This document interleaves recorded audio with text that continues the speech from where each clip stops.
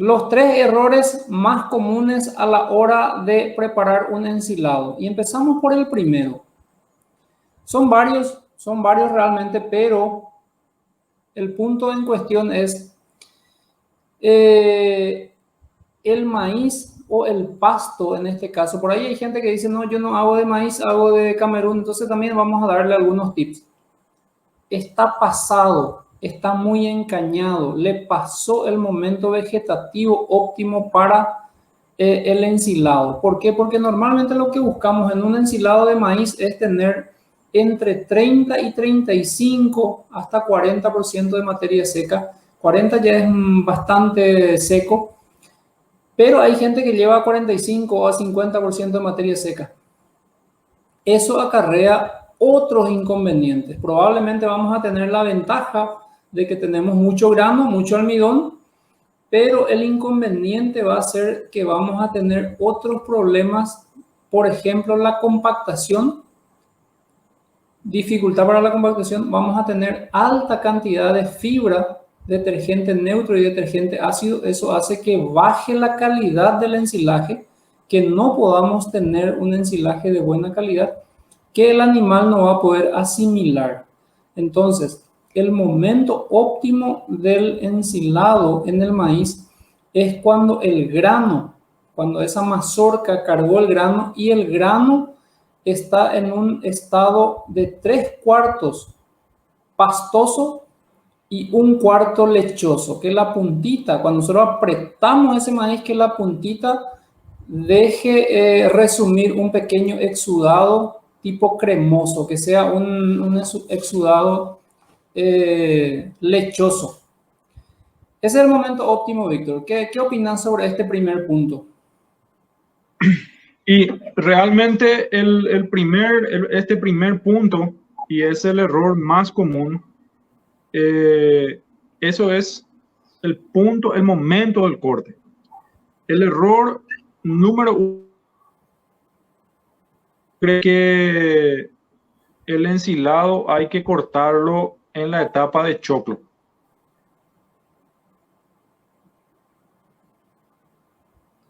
Víctor, no te escuchamos. No sé si yo nomás no te escucho, pero creo que se fue la comunicación. Aparentemente hay problemas de señal.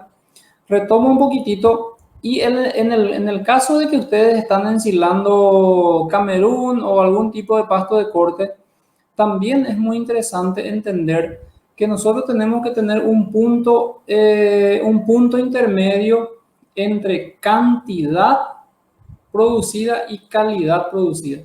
No podemos hacer el corte cuando el pasto está muy bajo, cuando el pasto está muy pequeño, porque va a tener mucha cantidad de agua, poca cantidad de materia seca, tal vez tenga más proteína, pero va a tener mucho problema para la compactación. ¿Por qué?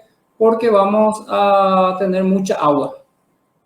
Sin embargo, cuando nosotros trabajamos en un punto intermedio, donde nos da volumen de producción, pero a la vez nos da calidad, es ahí donde vamos a obtener el mayor beneficio. Solemos ver bastante en los campos donde vamos que dejan que el pasto tenga una altura muy grande, muy alta, 4 metros, por ejemplo, y ahí se corta. Eso baja totalmente la calidad del ensilado. Tiene mucha cantidad de FDN, que es la pared celular que limita la ingesta del animal, y FDA, que es lo que baja la digestibilidad, ¿verdad? Entonces no vamos a obtener un forraje de alta calidad. En el caso del maíz, cuando el maíz entendemos muy bien que muchas veces dependemos de que haya maquinaria disponible en la zona, de que nosotros podamos disponer de ese equipo en el momento justo. Por ahí tenemos 4 hectáreas, 5 hectáreas para el corte y no tenemos la maquinaria disponible. Entonces tenemos que esperar y por ahí se nos puede pasar el tiempo, ¿verdad? Pero es muy importante cuidar ese detalle en particular. Es el punto 1. Y vamos un poco a analizar el siguiente punto. La dinámica hoy es decir un poco los puntos y luego vamos a dejar para preguntas y respuestas al final de la charla. El punto 2 es falta de grano en el maíz o el grano muy poco picado, que sea el grano entero. Este segundo punto, a la hora de evaluar el ensilaje de maíz específicamente, habíamos hablado en el punto 1 que se pasa el maíz o es muy fresco. Cuando nosotros cortamos el maíz en el punto óptimo que dijimos que tiene que ser el grano, cuando apretamos el grano tiene que salir un pequeño exudado lechoso en la punta. Cuando nosotros cortamos el maíz en ese punto, es el óptimo. Pero ¿qué pasa? Nosotros tenemos que hacer que la máquina que está cortando ese ensilaje, pueda romper el grano, que pueda cortar ese grano de tal manera a que haya superficie de contacto para que posteriormente las bacterias puedan acceder a ese almidón y a los nutrientes que están dentro del grano. Si el grano está entero, va a ser muy poco aprovechado. No va a ser aprovechado por los microorganismos ruminales. Sabemos bien, hablando un poquito de fisiología ruminal, que hay un líquido ruminal dentro del estómago, un líquido dentro del rumen, que contiene millones y millones de bacterias y microorganismos. Y son esos microorganismos los que van a atacar a ese grano partido o quebrado para poder aprovechar bien sus nutrientes. Le estaba comentando el segundo punto, Víctor, que es la falta de grano en el maíz o que el grano no esté picado, que el grano está entero. Y ahí hay una unidad de medida. Suele ser un punto de debate interesante, Víctor, porque a la hora de contratar el servicio de una máquina o cuando nosotros lo hacemos, ¿qué dice el tercerizado, aquel servicio tercerizado? Él quiere hacer cantidad o muchas hectáreas en cierto tiempo, ¿verdad? Sin embargo, nosotros lo que queremos es calidad de producto. Nosotros queremos calidad y él tiene que rompernos ese grano para poder utilizarlo. Y ahí la máquina utiliza más tiempo porque utiliza más, trabaja más lento el cracker, el que va a romper el grano al ajustar más. La máquina tiene un rendimiento hora menor y como el tercerizado cobra por kilo y no cobra por hora máquina, evidentemente hay, digamos, en el cálculo de ganancia de la máquina, el proveedor de servicio está, digamos, perdiendo utilidades. Entonces ahí lo que hay que ajustar bien y hablar bien con el prestador de servicios para que te rompa bien el grano, ¿verdad? Muchas veces mandar a hacer un servicio, entre comillas, barato, te puede traer perjuicios por un año. Por ejemplo, si estás haciendo un cultivo y ese ensilado te va a durar por un año con tu estimación de consumo, ese año va a ser muy, muy difícil. Entonces, hay una unidad de medida, el KPS, ¿sí? En KPS se mide el grado de partido del grano y tiene que estar por encima del 70%, entre 70 y 75%. Tiene que ser un grano partido, y así como lo mencionaste, para que las bacterias tengan una superficie de contacto y puedan al instante empezar a consumir ese almidón que ellos van a utilizar para crecer y reproducirse, y que al bovino le va a ser de beneficio y indirectamente para nosotros, ¿verdad? Ese es un punto, Víctor, en la fisiología digestiva ya, pero hay un punto también muy importante que me olvidé mencionar, que es no solamente necesitamos que ese grano esté partido para entrar dentro del sistema digestivo del bovino, sino que necesitamos que ese grano esté quebrado, partido o molido dentro del ensilaje para que ocurra una buena fermentación, ¿verdad? Porque ¿qué es lo que buscamos nosotros? Que ese forraje esté fermentado y que baje su pH de 7, 8, que está, que baje a 4,5 para que asegure la calidad de ese material, ¿verdad? Entonces nosotros cuando más almidones tenemos, que son azúcares que van a fermentar después, Entonces estamos asegurando la calidad del ensilaje para posterior asimilación por los animales, ¿verdad? Correctísimo, correctísimo. Ese es un punto a veces que nos olvidamos, que es la fermentación, ¿verdad? En la parte, en la fase aeróbica, y luego tener una buena fermentación anaeróbica, ¿verdad? Porque son las fases por las que tiene que pasar el ensilado. Así mismo es, Víctor. Entonces, el segundo punto, habíamos hablado del primer punto, que es el maíz que está muy pasado o muy fresco, o está con mucha materia seca, o está con mucha agua. Entonces, tenemos que buscar, había dicho cuando estábamos hablando que debemos buscar un punto medio, un punto de equilibrio que nos permita tener cantidad de producción, pero también a la vez calidad. El segundo punto es falta de grano o el grano no esté quebrado. Y ahora pasamos al tercer punto y que también tiene mucho que ver con el punto 1 y con el punto 2. Es este punto que es la mala compactación. Mala compactación. ¿Qué significa eso? Explicando un poco, Víctor, explicando un poco este tema de la compactación, ¿qué significa? Bueno, el principio fundamental de la conservación de forrajes como ensilado es privarle de oxígeno a las bacterias. O sea, voy a recapitular. El principio fundamental de la conservación es que tienen que proliferar ciertas bacterias, o sea, las bacterias anaeróbicas son las que conservan el forraje. Pues las bacterias aeróbicas generalmente son dañinas, como los Clostridiums, ¿verdad? Y ciertos hongos que se van formando que necesitan de oxígeno. Nosotros necesitamos de bacterias que vivan en ausencia de oxígeno y que son las encargadas de conservar, porque en ese pH las bacterias dañinas no sobreviven a un pH de 4.5 o un poco menos, ¿verdad? Y con la compactación lo que hacemos es eliminar la fuente de oxígeno, eliminar el oxígeno, y ahí van proliferando otro tipo de bacterias que nos ayudan a conservar ese forraje, Héctor. Excelente la explicación, Víctor. Yo creo que ya la primera parte del curso ya la viste ahí, ¿verdad? La parte de los fundamentos de la fermentación.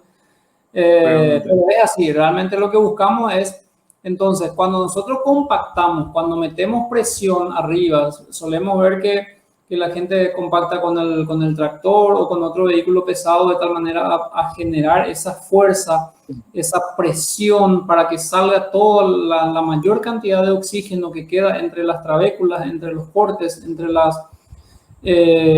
el pasto.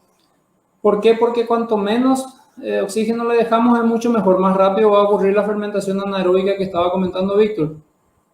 Y bueno, entonces lo que habíamos hablado en el punto 1, cuando nuestro pasto está muy pasado, ¿qué ocurre? ¿Qué hace eso? Eso hace como una inercia otra vez en contra de que cuando nosotros pisamos el pasto, apretamos, eso vuelve otra vez, quiere retornar a su estado normal, ¿verdad? ¿Por qué? Porque es difícil compactar ese pasto que está muy pasado, tiene mucha fibra, tiene mucha lignina, tiene mucha celulosa, hemicelulosa, entonces hace que esa pared sea mucho más dura, ¿verdad? Cuando el pasto estamos hablando, cuando el vegetal estamos hablando, entonces hace que esa compactación sea más buena. Y el otro punto, del punto 2 que habíamos hablado, que cuanto más compactamos y más granos tenemos partidos, vamos a tener una mejor y una mayor fermentación. Entonces vamos a tener todos esos beneficios de los cuales hablaba Víctor ahí en la fermentación anaeróbica, que es la ausencia del oxígeno. ¿Es así, Víctor?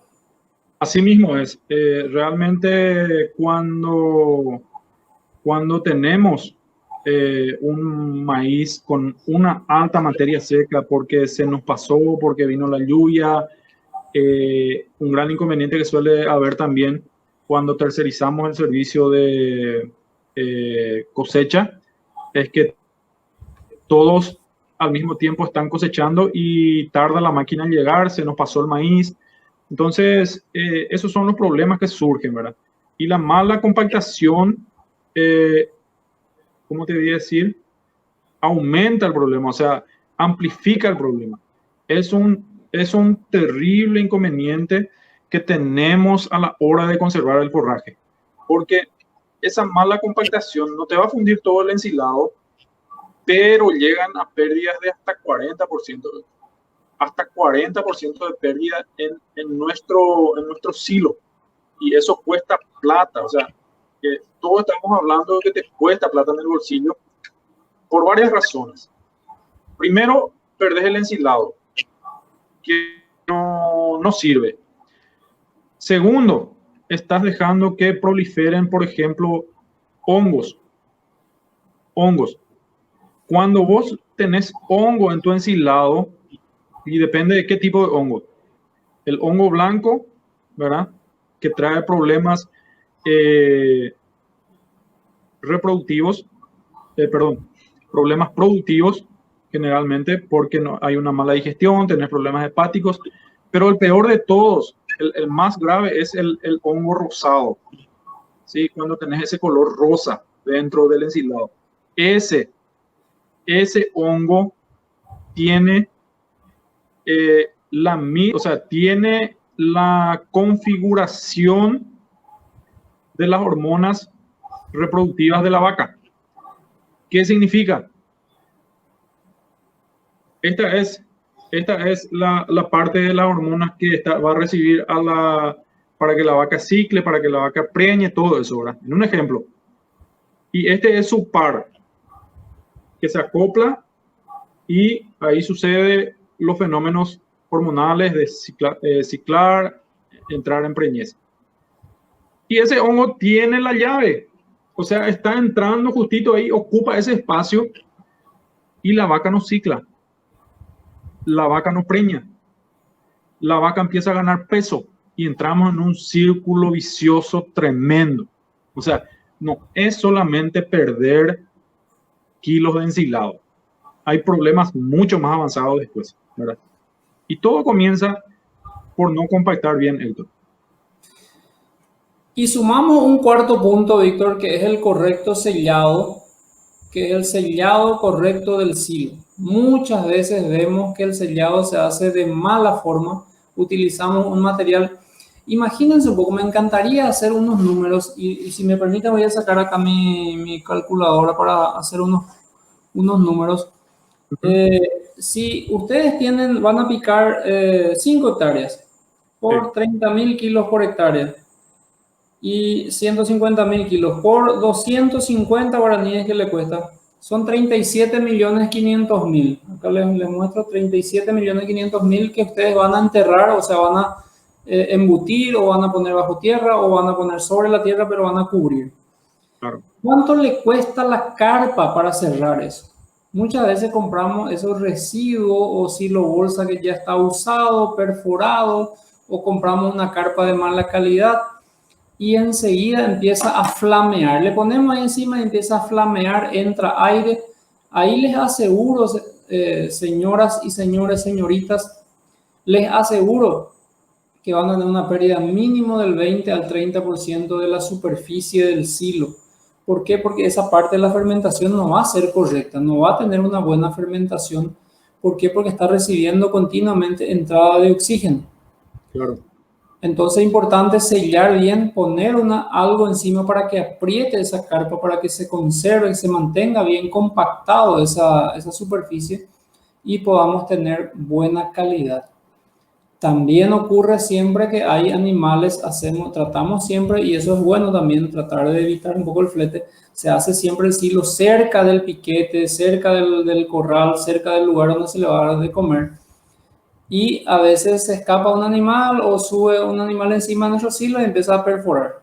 Pisa arriba, perfora toda la carpa y empieza a entrar agua, empieza a entrar aire y esa superficie se va a destruir evidentemente, ¿verdad? Entonces son pequeños detalles que a la hora de manejar nosotros tenemos que cuidar.